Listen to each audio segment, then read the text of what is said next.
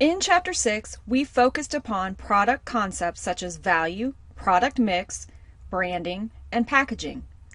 In this chapter, we emphasize how to see the product through its life cycle from introduction to its eventual decline.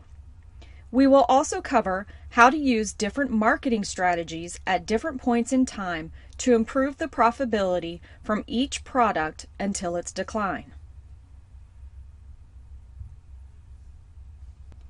Consider two famous companies, Apple and IKEA. Typically, the price for Apple products are based upon the popularity and the brand value of the product. But companies such as IKEA set the price first and then decide on the product features. You may have the question, what is the right approach to develop the product? As a marketer, you need to recognize that both are acceptable approaches. You can choose the approach based on the company's strategy, the product value you try to create, and your customer base. Let's say you are hired as a marketing manager for the company The Farm Company in Colorado, which markets marijuana. Yes, it is a very new and controversial product. There are targeted customers that use marijuana for medical and recreational purposes.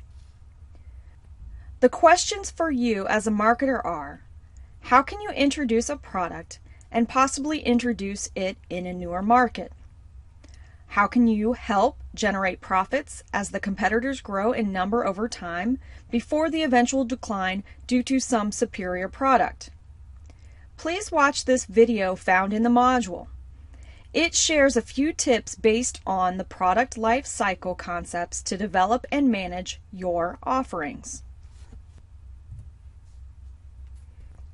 Your task as a manager is to answer the question, what is the right way to develop and introduce a new product into a new market? Whether the product is as controversial as marijuana or not, the product has to go through a multi-step development process. The first step is to list out what the product features are and what do the target customers want from the product. In the case of medical drugs, the screening is the second step where the alternatives are compared to identify where the most value lies for the target customers. The third step is to pick one or more products that fit with the company objectives and strengths. The fourth and fifth steps are to develop and test the product with a focus group of customers. Upon validating the product, the next step is to launch it with a broader set of customers. The final step is to evaluate the level of acceptance of the product among the target customers. Some products will be successful immediately, while some will take time to be accepted by the customers. The iPod Nano was introduced in 2007. It has gone through various stages of growth and maturity. Older models declined in popularity due to continued introduction of newer models. The challenge for a marketer is to predict when a model would peak and when it is appropriate to introduce a new model. Watch this video clip in the module for a summary of the 4 stages that most products go through. Here is a picture of those 4 major stages: introduction, growth, maturity, and decline. The marketers can maximize their profits if they follow different pricing, promotional, and a distribution strategy in different stages. This is known as marketing strategy or positioning. Let's take a look at an example and first asking you a question to consider. What is an appropriate strategy for an electric car company like Tesla, which is planning to introduce electric vehicles for mass consumption?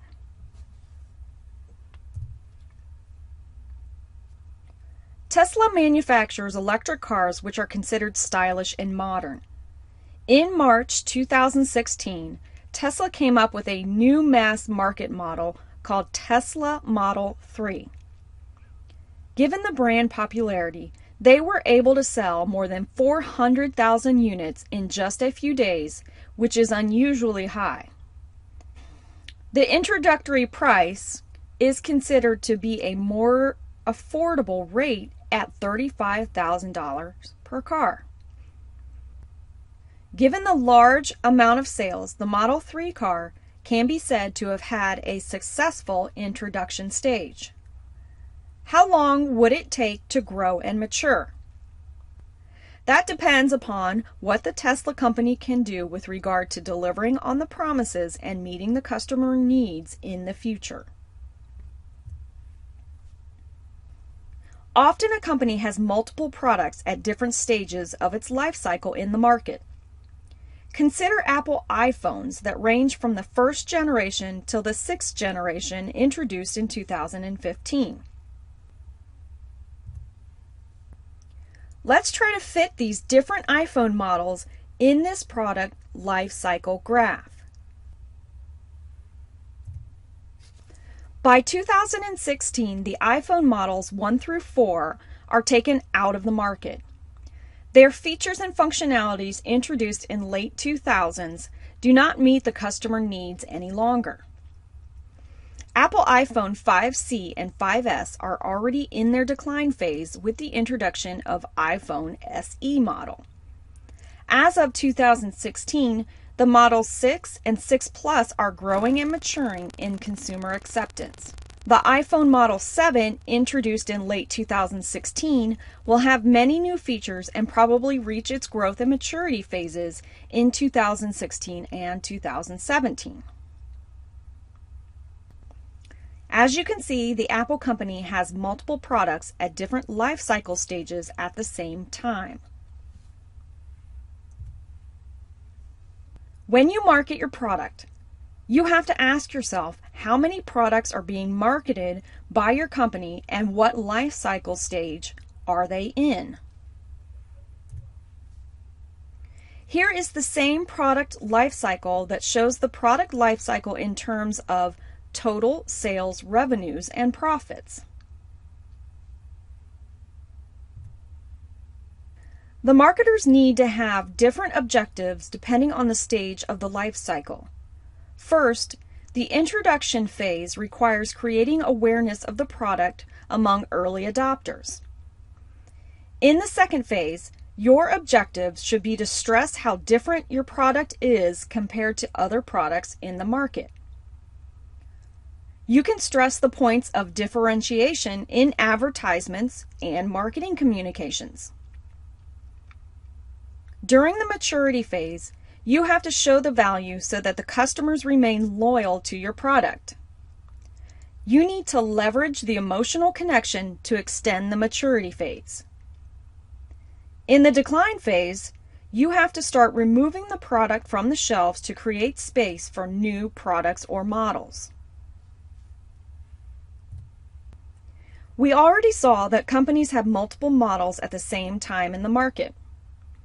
Managing the number of products in different stages is a secret that successful marketers exploit to their advantage. You can focus easy with only one or fewer products during the introduction phase. Once the company moves into growth phase, it will make sense to have a broader range of products. When the company reaches recognition and maturity, it is important to have many full product lines. If the company is in the decline stage, it is likely to leave only the best sellers on the shelves. Your company's pricing strategy needs to vary over time as well.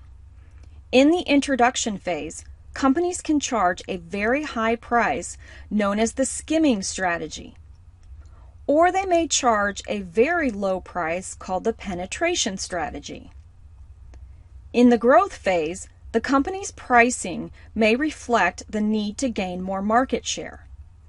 In the maturity phase, you set prices such as to maintain market share, and finally, in the decline phase, you need to reduce the price so that the product remains profitable.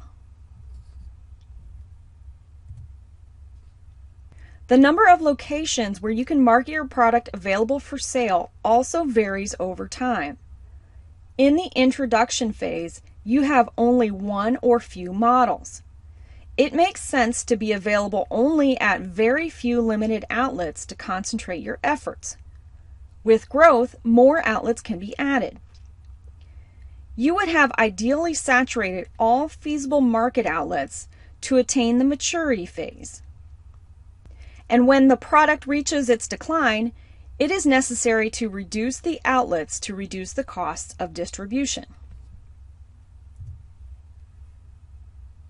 You have to keep an eye on the types of promotions you conduct for your products. In the introduction phase, the message and emphasis is about informing and educating the consumers. In the growth phase, you emphasize the differences from the competitors' products. In the maturity stage, you remind the value and emotional connection that the customers share with your product. In the decline phase, it is profitable to cut down costs by reducing advertisements. More differences exist with the sales quantity, the cost that you incur in producing the product, the amount of realized profits, the number of customers, and competitors also vary over the different stages of your product's life cycle. Pause for a moment and take a look at these differences. The key point is for you to recognize the 4 stages of a product's or company's life cycle. This chapter completes the concepts related to products. In this video, we started with multi-step process to develop and roll out new products, with the key steps being idea screening, evaluation, specification, development, and deployment. We discussed how the products go through different stages of the product life cycle: introduction, growth, maturity, and decline. The marketers need to change their pricing, promotions, and distribution over time to reflect the stages of the product. The concepts of product life cycle apply not just for one product, but for all products within one company. Likewise, the entire industry can go through various stages as given in the next slide. The TV industry has evolved over time. It has taken about 80 years to go from big, bulky, black and white TVs to slick color TVs that we have in the mid-2010s. What do you think of the stages that other industries are in? What about the windmill power generation industry or the solar panel for electricity generation industry? How long would it take for these industries to go from introduction to decline phase?